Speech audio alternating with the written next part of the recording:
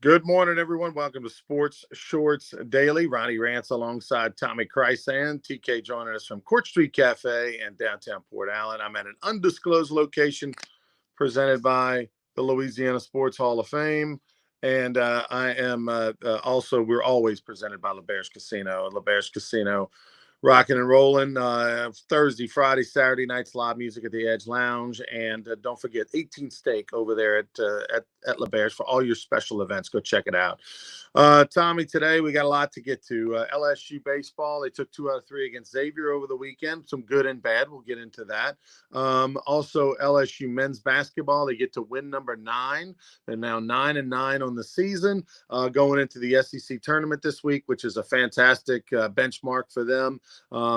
Some feel like they've already punched their ticket to the NIT. Others think maybe they have to win one game at the SEC tournament to punch their ticket to the NIT tournament. But any postseason basketball would be really good for this LSU men's basketball team, as that was not expected at all this year. LSU's women lose in the SEC championship game to South Carolina. That's not the story. The story was what happened with 2-3 minutes left in that game when there was a little pushing and shoving, and Flo J. Johnson's brother got arrested, came out of the stands, ran onto the field. We'll get into that. Crazy, crazy ending, but South Carolina led all the way against LSU. Saints news. We've got NFL news. There's going to Baker Mayfield locks up with the Tampa Bay Bucks. We'll tell you about that. Russell Wilson has a new home.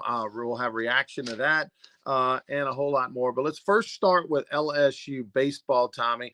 LSU takes 2 out of 3 from Xavier. They lose 2-1 on Sunday. All 3 starters did their job. Holman is yet to still allow an earned run this year through 24 innings. Gage jumped through 13 in the 3rd innings, is still yet to allow an earned run this year as well. On Sunday, Thatcher Hurd wasn't perfect, but he did go 5 innings, and he gave up no runs, even though it was kind of a little wonky at times. Hey, 5 innings and no runs is 5 innings and no runs. But LSU offensively, even in the wins, have had their struggles, and they overcame those in Texas, and maybe the adrenaline of the big crowd and Minute Maid and all that played a factor. This week they came down to reality against Southeastern and Xavier. 4 games in a row where the offense went through cold spells and at big times during their games. Well, in baseball, that's going to happen. The key is, how do you overcome it? How do you adjust? I mean, I talked to you about this. I mean, LSU has played 16 games of up to 148 guys on base. That's a little over 9 per game. And that includes a lot of teams issuing walks and hit by pitch, because LSU loves to get hit by pitch. As you've said, Coach Johnson teaches them just turn, don't move your feet, get out of the way. And in spite of all that, so many men on base, and then that lack of hitting that you talked about here and there, I don't think they want to leave an average of 9 guys on base every game. Is it going to happen? The baseball guys are going to let you leave 10 or 12 one game? Yeah. And then the next game, you're only going to leave 4 or 5. But, I think that's the thing. But as Coach Johnson said, too many swinging at bad pitches and the discipline at the plate. I think he and his staff will address all of that. You got a weak team coming in for a 2-game set, Tuesday night, Wednesday, 1 o'clock, businessman special. North Dakota State was 3-11, lost 2 out of 3 to Southeastern, albeit one of those was a walk-off win for the Lions yesterday. So you should be able to correct your hitting against North Dakota State. The Bison, more known for their football, I promise you. So we'll see what goes on. And, again, you still won all the games except yesterday. You found a way to win. It didn't happen yesterday. You're not going to win many when you only score 1. We all know that. So they just got to get it all fixed up, because conference play starts Friday in Starkville. Mississippi State, not a great team, projected near the bottom of the SEC, but it's still Starkville. It's still an SEC game. It's still conference play. So they got to get it figured out Tuesday, Wednesday against North Dakota State before heading to Starkville.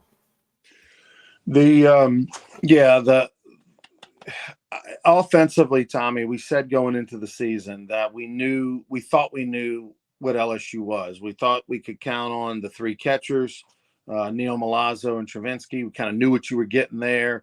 You knew what you were getting, Tommy White. You knew what you were getting in Jared Jones. You knew what you were getting in Bingham.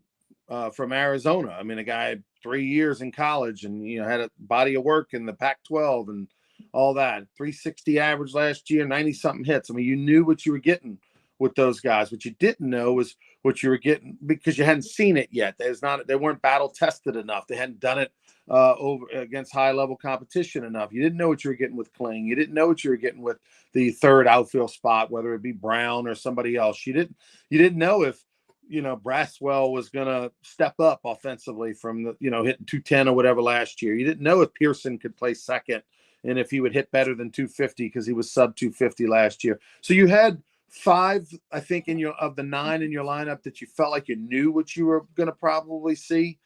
And then 4, you didn't really know. You hoped, but you couldn't take it to the bank. Well, here's what we know with 2 games left before you go into SEC play. We know that Bingham is hitting 100 points less than he did at Arizona a year ago. We know that Jared Jones still can't hit a breaking ball and is struggling mightily going into SEC play. I mean, where he's only going to see a breaking ball 95% of the time. We know that Tommy White is pitch recognition is worse than it was a year ago. He's swinging and missing at balls at times 2 feet away from his bat. Now he overcame it last year with Dylan Cruz on base and others behind him, and he was an outstanding 2-strike hitter. He only got 2 home runs. He's only got 2 home runs. This is non-conference pitching, 2 home runs. No, 313 with 2 homers, and he's got a good on-base percentage and all that. Look, for normal mortals, he's doing great, but not for Tommy White, not for, National Player of the Year, for top 10 round draft pick, all that kind of stuff that he was supposed to be. And again, people generally, their batting average goes down, not up when it comes to SEC play. You beat up on all that non-conference stuff, and your averages usually go down.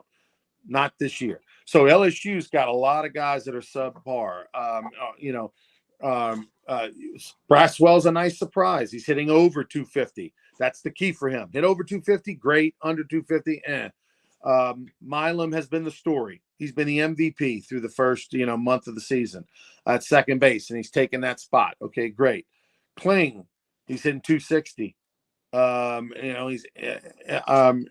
you got Kling and Bingham both hitting 260. You needed them both to be hitting 50 to 100 points higher, and so it's a trouble spot, Tommy. You'd like, hopefully they can beat up on North Dakota State and get some confidence going into Mississippi State. But like I said, averages usually go down in SEC play. They don't go up, and the fact that yours are already down going into SEC play means that you're going to rely so heavily on your pitching this year. You really are. And the other thing too is, the 10-game SEC weekend schedule, 10 weekends, the first 5 are much tougher than the second 5. Get Mississippi State out of the way, but it's on the road. Okay. And then it's 4 in a row that are going to be, Florida and Arkansas, and Vanderbilt, Tennessee, and I might have the order off there, but that's going to be a quick test. And those numbers, you and I always like to look at the batting average and then league play batting average. And, a snapshot of one weekend, you don't want to read too much into that either way. But once you get past 3 weekends in the SEC, basically the third of the way through the SEC slate, I want to see those batting averages in conference play because the pitching is going to be better Friday, Saturday, Sunday, Thursday, Friday, Saturday, whatever their schedule, says they're playing. So you're going to have to, get ready for that and, tune it up on North Dakota State. I don't know, but it's here. Next Monday we'll be recapping the first SEC weekend series from Starkville. I'm looking to see the season stats. At the moment, LSU is hitting 305 as a team. They're batting 305 as a team. Opponents are hitting 210 against LSU, which is outstanding. I mean, unbelievable that the opponents are hitting 210. But LSU's hitting 305. Okay, so you go, well, Ronnie, why all the panic? 305. Let's see what it is on Thursday. It's probably going to be 305, 310. Let's say they go crazy against North Dakota State and it goes to 310. Okay. If LSU in SEC play can hit 275 or better, they'll have no problems. But if they hit under 275 in SEC play, then it's going to be a battle. It's going to be a battle. But they're fortunate that they have other. The problem with this lineup right now, Tommy, is they can't beat you in any other way than outslugging you. They don't steal bases. They're not a big bunting team. They don't do those things. They rely on their pitching, and they rely on a high average and homers. They're not doing that right now. And in fact, they're trending in the wrong direction at the moment. Well, and keep in mind that 3.0 average includes one game where you had 27 hits, which is, the exception to the rule by far. So that 305 is even skewed slightly. Now, if that would have been 14 hits, they'd still be hitting 299 or 300. But so it's going to be interesting to follow the rest of this going forward, no question. LSU softball. Tell us what's going on there. Big story. 22-0, the only Division I softball team still undefeated. They took 3 from Kentucky on the road, SEC play. They'll play Texas tomorrow at 11. I wonder why that's an 11 o'clock game tomorrow. Then Ole Miss comes in for a Saturday, Sunday, Monday softball series. But Beth Tarina, the softball team, last week, a couple of weeks ago, we looked at 12-0, 13-0, 14-0. But now they're 22-0. They haven't been beat. And I don't think they're going to go undefeated all season long. But certainly it's a story, especially when you're the only Division I team still undefeated in the country. And we know Beth Tarina's done a super job with that program. The softball fans love going out to Tiger Park, and we'll see if they can keep it up. Speaking of Tiger Park, big game on Tuesday, right? 11 in the morning. I mean, that could be because of Texas travel plans. I don't know, but a little bit odd that they would play at 11 o'clock in the morning on a Tuesday, but that's what the schedule says. I know that Texas is headed to, I think it's BYU or something like that on Thursday, and that they asked to move it up for that reason and all that for travel, blah, blah, blah. I hate when teams kind of take advantage of the fans, and they've already got a built-in season ticket, and they know it's a giant game. People will figure out a way to be there. But 11 a.m. on a Tuesday against the University of Texas is like brutal. Well, by the way, men are doing the businessman special on Wednesday, playing at 1 o'clock against North Dakota State. They're playing a night game on Tuesday, 1 o'clock game on Wednesday. That might be a good thing that they're playing a 1 o'clock game on Wednesday. Rain is expected all week, and they're going to have to dodge the raindrops. So on Wednesday on. So by playing at 1 o'clock gives them a chance to push it back, I guess, if necessary. NFL news. We got some news to talk about in the NFC South. Tell us about it. Yeah, well, Baker Mayfield's agreed to a 3-year deal with the Buccaneers. He rolled the dice on himself last year. The Buccaneers rolled the dice. They got to the playoffs, won a playoff game. And, they already locked up Mike Evans, their big wide receiver. 3 years, $100 million guaranteed. Could get to 115 based on some incentives. And, of course, Saints fans have to pay attention to that because, obviously got to play the Bucs twice. Also, Russell Wilson signs with the Pittsburgh Steelers, or will sign. The NFL, all that's going to happen this week in the NFL. The league calendar year, their fiscal year rolls over, starts. Day one is actually Wednesday the 13th. So you're going to have a lot of NFL stuff happening this week, with free agency, possible trades. Mac Jones traded to Jacksonville from New England. That was a little bit of a surprise. So, but the big news for Saints fans is Baker Mayfield, 3-year deal to remain with the Buccaneers, who obviously are in the same division with the Saints. The Russell Wilson to Pittsburgh. Him and Mike. 1-year deal, by the way. It's a 1-year deal. Yeah, 1-year deal. Is getting paid all that money by the Broncos. I'm curious to see how this goes. This is going to be gigantic for Russell Wilson. It could be the ultimate FU to Sean Payton if he goes over there and he regains somewhat the form that he thinks. I'm really curious to see how it goes, as Russell Wilson for 2 years has been brutal. And I was shocked because I really did think it was going to work with Sean Payton at the helm. I mean, there was supposedly this mutual respect for each other. And I would believe that Sean Payton partially took the job in Denver because he knew they had Russell Wilson locked up for a few years and thought, I can do something with a veteran quarterback and get this thing turned around quickly. And that was not the case. So something's going to give. To me, that's going to be an interesting story. And then for the Tampa Bay Bucks, they really are strapped to Russell Wilson. I mean, to Baker Mayfield. They gave him a 3-year, $100 million deal. It's probably more like a 2-year deal in essence, that they're going to probably ride or die with Baker Mayfield for 2 years at minimum. And I'm curious to see, was it just, was an aberration, did Baker Mayfield just have that one good year, out of nowhere when the expectations weren't high, or is he a true franchise quarterback? Yeah, that's going to be something the Saints fans will look at as well. Back to the Steelers. The Steelers play the Broncos next year in the NFL, so the scheduling guys worked that out. Now we don't know the date yet, but so that'll work out. But you think that would be the national game of the week? Yeah, I would think it. Well, and they're saying Wilson's going to compete for a starting job with Kenny Pickett. Unless Wilson just lays an egg, he's going to be the guy, and then hopefully they're maybe thinking Pickett can learn a couple of things, continue his development, and be the guy whenever Russell Wilson leaves. But it's a 1-year deal, so there's no guarantees for Wilson. If it don't work, that might be it for his days in the NFL. Yeah, I mean, if Russell Wilson can't beat Kenny Pickett out, then that's all you need to know. There is no story. Yeah, you're right about that. But Kirk Cousins is a story, and there's a rumor that he may end up in the NFC South. Well, he had told the Vikings he would let them know his intentions yesterday. He told them, I'm going to stay in touch with you guys, but I'm going to test the market. His wife's from the Atlanta area, okay? Atlanta, there's gazillions of people.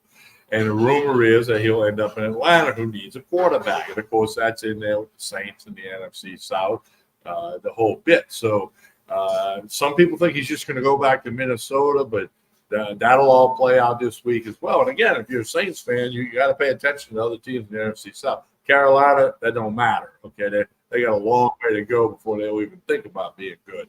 But Buccaneers won the division last year, won a playoff game. Atlanta, if they get Kirk Cousins, I think they're immediately better. By the way, little side note: we were talking LSU baseball. The Tigers, Wednesday afternoon game. Then they'll be on the road Thursday. They go to Mississippi State. Savannah Bananas moving in Thursday, Friday, Saturday. Savannah Bananas baseball sold out all 3 nights at the box. Everybody wanting tickets. Savannah Bananas played their first weekend in Houston. They played at MLB at Minute Maid Park. Sellouts galore, 40,000+ each night. Roger Clemens, my karaoke brother, he made an appearance, and with 1 out in the second, they brought him in to pitch, which was really cool. I heard a little birdie told me Ben McDonald got asked to make an appearance in a Savannah Bananas game at LSU, but he turned him down.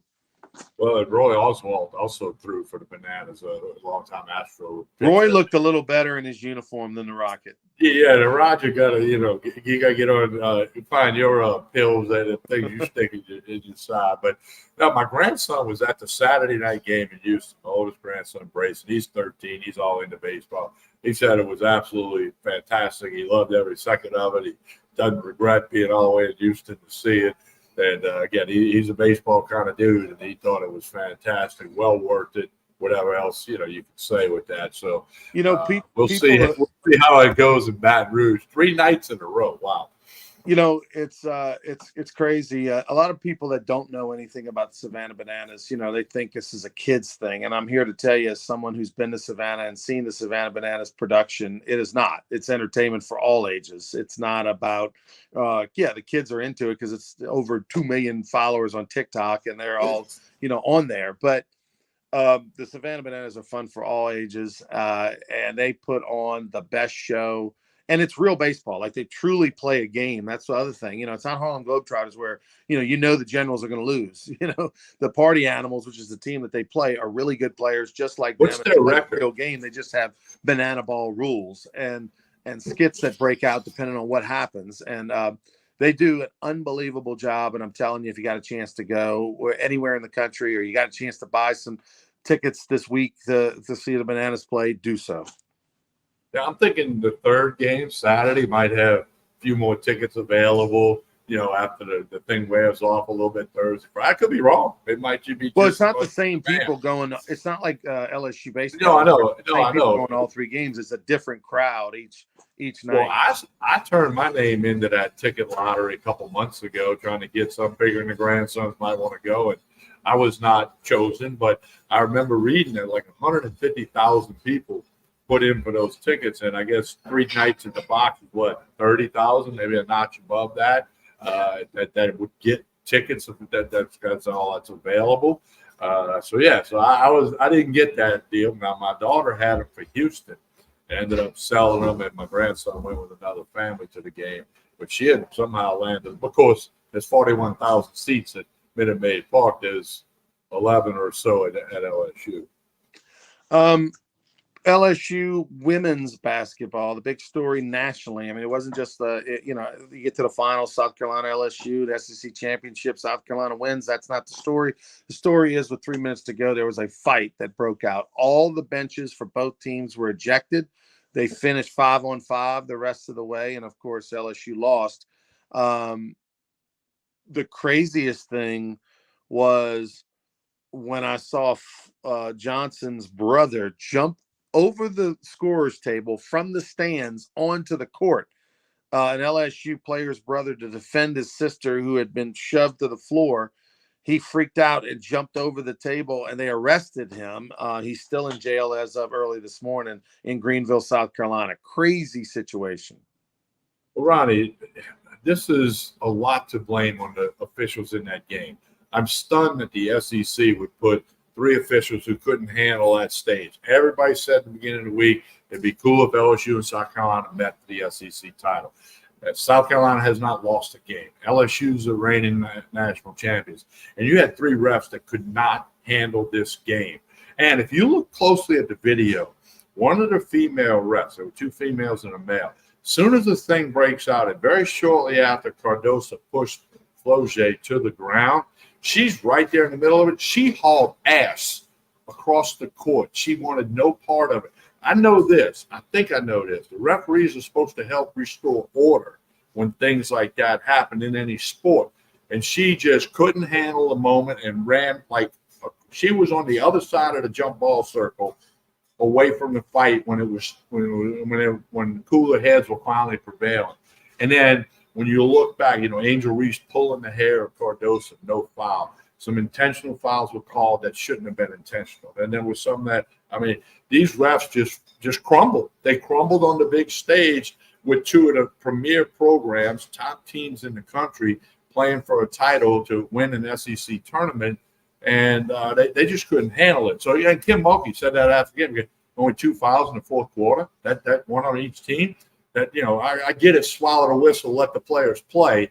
It's a championship game, but they totally lost control of this game, the entire game. And social media, fans know what's going on. Fans can tell.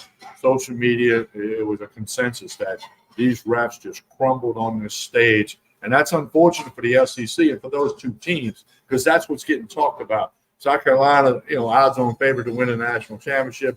LSU should make a run in the tournament, but without any depth, which you talked about months ago, without any depth on that bench, it runs into problems when you play a South Carolina. It doesn't matter when you play a Southeastern, in a non-conference game, but it's going to matter, maybe not in the first round of the NCAA tournament, but going forward. But it was an ugly scene that fortunately didn't get super ugly, in my opinion, because the police, there were plenty of police and security personnel. And then coaches from both staffs did a good job, like they're supposed to do, to try to, calm this thing down from further escalation. But that one referee, she hauled ass. She wanted to have nothing to do with it. I would doubt if she ever refs another college game. That's how bad that look was. And then they have these 3 refs in that championship game. The SEC's got to do better than that. Yeah, but they won't. And, the championship game last year that LSU played in against Iowa was terribly ref. Correct. And nothing's changed. So I don't expect anything like that change. Speaking of bad umpire and a reffing, how about Friday night's home plate umpire? I don't know if you watched LSU baseball on Friday night. That was Hood was a guy who was an umpire in the College World Series last year in Omaha. He's one of the part of the rotation over there. he was flat out You terrible I Saturday mean, night. Jeff Head. I mean, Head as in Hood. Yeah. No, He's terrible. He's taken over for Walsh, Tony Walsh, who got terrible at the end of his career, and he's not doing it anymore. I remember meeting Jeff Head that year I worked for the FCC a couple of times in Baton Rouge. And he's a good guy, knows the rule book inside and out, but he struggled with the strike zone. And you hate to see that because, as you know, Ronnie, all baseball people know this. If that guy's going to call that pitch right on the bottom of the zone all day, call it for both dugouts for 9 innings, and it's up to the hitters and the team to adjust. But he had a bad day. There's no question about it. He had a bad day at the behind the plate, and that affects both teams, not just LSU. It affects the other team. But we all know you got to adjust. Pitchers have to adjust. Hitters have to adjust. But when the ump is that bad, it makes it tough. Your audio went out, Rod. All right, we'll get Ryan to jump back in here in a minute. Here at Court Street Cafe. Let's tell you about Court Street while Ryan steps away. Breakfast, lunch, dinner. Got the full-service bar right behind me. 805 Court Street in Port Allen. Jason and the staff do a super job here with Court Street Cafe. So we do want you to check them out. Just a couple of minutes over the Mississippi River Bridge in Port Allen. We want you to check them out if you have not done so already. All right. So for Tommy, I'm Ronnie. We'll be back Wednesday and Thursday this week. Wednesday, Thursday program and note for Sports Shorts Daily presented by LeBear's Casino. So please like and share this video.